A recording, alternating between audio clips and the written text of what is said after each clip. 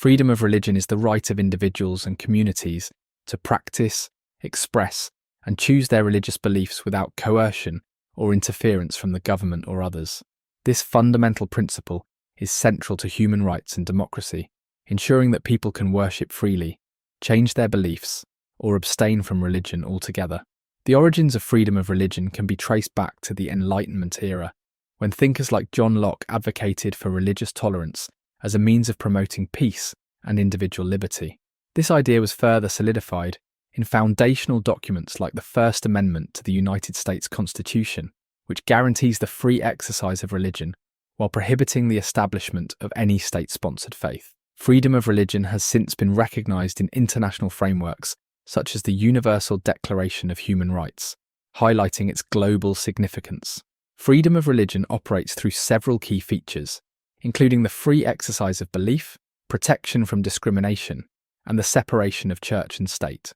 The free exercise of belief allows individuals to worship or follow their religious practices openly, whether through prayer, rituals, or observance of holidays. Protection from discrimination ensures that individuals are not treated unfairly due to their religious affiliations, safeguarding equal opportunities in employment, education, and public life. The separation of church and state establishes boundaries between religious institutions and government functions, ensuring that public policies remain neutral and inclusive. Examples of freedom of religion include the ability of diverse communities to coexist peacefully within pluralistic societies.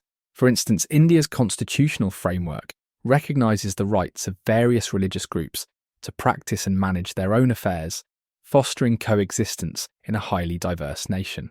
Another example is the freedom granted to individuals in countries like the United States to establish religious organizations, hold public ceremonies, or advocate for their beliefs without fear of persecution or state interference. The benefits of freedom of religion are manifold.